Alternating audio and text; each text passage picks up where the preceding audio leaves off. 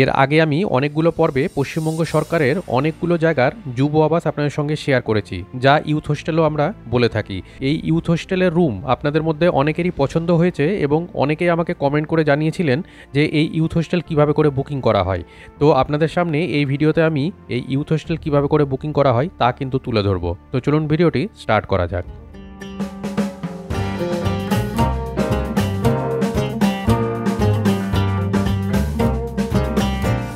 তবে এই youth hostel বুকিংয়ের জন্য আপনারা যেমন পিসিকে ইউজ করতে পারেন, একই রকমভাবে আপনারা কিন্তু মোবাইল দিয়েও কিন্তু করতে পারেন। আমি কিন্তু মোবাইল দিয়ে আপনাদের করে দেখাচ্ছি। মোবাইলের ক্রোম ব্রাউজারে ইউথ হোস্টেল লিখে সার্চ করতে গেলে চলে আসবে online youth hostel booking system. আর এই লিঙ্কের মধ্যে ক্লিক করতে গেলে লেখা চলে আসবে কিন্তু গভর্নমেন্ট অফ ওয়েস্ট বেঙ্গল, আর নিচে লেখা থাকবে দেখবেন চেক অ্যাভেলেবিলিটি। এই চেক অ্যাভেলেবিলিটির মধ্যে ক্লিক করতে গেলে আবার আপনাদের সামনে আরেকটি নতুন ইন্টারফেস খুলে যাবে, যেখানে আপনারা সমস্ত ইউথ হোস্টেলগুলো আপনারা কিন্তু নাম দেখতে পাবেন, যে পুরো পশ্চিমবঙ্গের মধ্যে যতগুলো ইউথ হোস্টেল রয়েছে তার মধ্যে কোনগুলোতে সিট খালি আছে, মানে বেড খালি আছে, রুম খালি আছে, সবটাই আপনারা কিন্তু দেখতে পাবেন। আমি যেমন দেখুন এখানে মায়াপুর খুলেছি এবং মায়াপুরে কত ক্যাটাগরির রুম আছে এবং কটা ডরমেটারি আছে সবটাই আপনারা কিন্তু এখানে কিন্তু দেখতে পাবেন, এবং তার মধ্যে কোনটা কোনটা খালি আছে সেটাও আপনারা কিন্তু দেখতে পাবেন। এবার আসি আসল কথায়, যে এই ইউথ হোস্টেল বুকিং করতে গেলে আপনাদের একটি ইউজার আইডি পাসওয়ার্ড কিন্তু ক্রিয়েট করে নিতে হবে। এক কথায় আপনারা লগ ইন পাসওয়ার্ড আপনাদের কিন্তু ক্রিয়েট করে নিতে হবে, এবং এই লগ ইন পাসওয়ার্ড ক্রিয়েট করার জন্য ডান দিকে মাথার উপরে যেখানে লগ ইন সেখানে দেখুন রেজিস্ট্রেশনের অপশন রয়েছে, এবং সেই জায়গা থেকে আপনারা যখন এই রেজিস্ট্রেশনে যখন ক্লিক করবেন তখন একটা রেজিস্ট্রেশন ফর্ম খুলে যাবে। তার মধ্যে আপনারা নাম, আপনাদের মোবাইল নম্বর, অ্যাড্রেস, একটা ইউজার আইডি এবং পাসওয়ার্ড সমস্তটা আপনারা কিন্তু দিয়ে দিবেন, তবে আপনাদের কিন্তু একটি আপনাদের আইডি কিন্তু ক্রিয়েট হয়ে যাবে। এবং আপনারা ওই সমস্ত জিনিসগুলো ম্যান্ডেটারি আপনাদের থাকবে, যেই সমস্ত জায়গাগুলোতে দেখবেন যে লাল কালারের স্টার মার্ক থাকবে, সেই সমস্ত দিয়ে নিয়ে আপনারা যখনই ক্রিয়েট করবেন তখন দেখবেন আপনাদের আইডি কিন্তু ক্রিয়েট হয়ে যাবে। তারপরে আপনারা কিন্তু এই লগ ইনের মধ্যে ঢুকে সেই তৈরি করা আপনাদের ইউজার আইডি এবং পাসওয়ার্ড দিয়ে আপনারা কিন্তু লগ ইন করে নিতে পারবেন। লগ ইন হয়ে যাওয়ার পরে আপনারা যে নাম দিয়ে লগ ইন করেছিলেন দেখবেন লগ ইনের জায়গাতে সেই নামটা কিন্তু শো করছে, আর তার নিচে শো করবে কিন্তু কুইক বুক।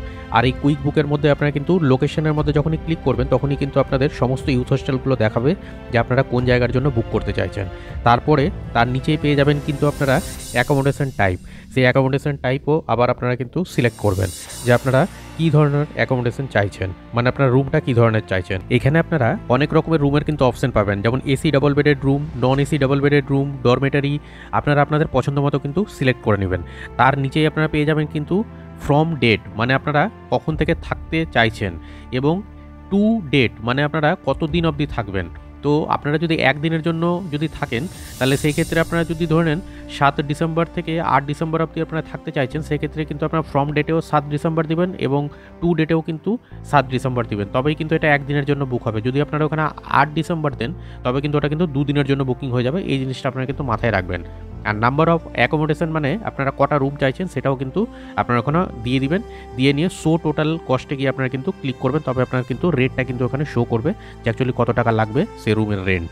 এরপরে আপনারা প্রসিড টু বুকিংয়ের মধ্যে কিন্তু ক্লিক করবেন, আর এই ক্লিক করা মাত্রই আবার একটি নতুন পেজ খুলে যাবে, যার মধ্যে আপনাদের নাম, আপনাদের অ্যাড্রেস, মেল ফিমেল এবং বয়স সবটাই আপনাদের কিন্তু ফিল আপ করে দিতে হবে। এবং যদি আপনারা ডবল বেডেড রুম হিসাবে যদি বুকিং করেন সেক্ষেত্রে কিন্তু দুজনের নামের কিন্তু অপশন থাকবে, সেক্ষেত্রে আপনারা কিন্তু দুজনের নামও কিন্তু টাইপ করে নেবেন।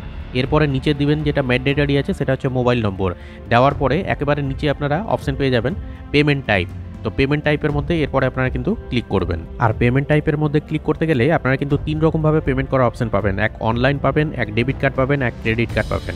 আপনারা যেভাবে করে পেমেন্ট করতে ইচ্ছুক আপনারা সেইভাবে করে কিন্তু পেমেন্টের অপশানে কিন্তু ক্লিক করবেন। সঙ্গে কিন্তু নিচে একটি চেক বক্স থাকবে, সেই চেক বক্সেও কিন্তু আপনারা গিয়ে কিন্তু ক্লিক করে নেবেন। তবে এই ক্ষেত্রে একটা জিনিস আপনাদের জানিয়ে রাখি, যে আপনারা যখন অনলাইনে পেমেন্টগুলো আপনারা করবেন দেখবেন ডেবিট কার্ড, ক্রেডিট কার্ড কিংবা অনলাইন তিনটের ক্ষেত্রে কিন্তু পেমেন্টের জন্য আলাদা আলাদা করে কিন্তু চার্জেস কিন্তু কেটে নেওয়া হয়। অনলাইন ব্যাঙ্কিংয়ে সবথেকে কম পয়সা কাটা হয়, তাই আমি অনলাইন ব্যাঙ্কিং সিলেক্ট করে নিলাম, এবং তার নিচে কিন্তু ওকে অপশান চলে আসলো। সেই ওকে অপশানে প্রেস করে নিয়ে এরপরে পে নাওতে ক্লিক করতে গেলেই আপনাদের পরের পেজে নিয়ে যাবে, যেখানে আপনারা পেমেন্টটা করে নিতে পারবেন। এবার আপনারা অনলাইনে পেমেন্টটা আগে করে নেবেন। এরপর পেমেন্ট সাকসেসফুল হয়ে গেলে এই ধরনের একটি ডাউনলোড কপি আপনাদের মোবাইলে কিন্তু চলে আসবে, এবং এই কপিটি মানেই আপনাদের কিন্তু ইউথ হোস্টেল বুকিং হয়ে গেছে। আর এই ভিডিওতে সমস্তটাই আমি কিন্তু আপনাদেরকে দেখানোর চেষ্টা করেছি, কিছু জায়গাতে আপনাদের কিন্তু হাইড করে রেখেছি, সেটা কিন্তু প্রাইভেসির জন্য।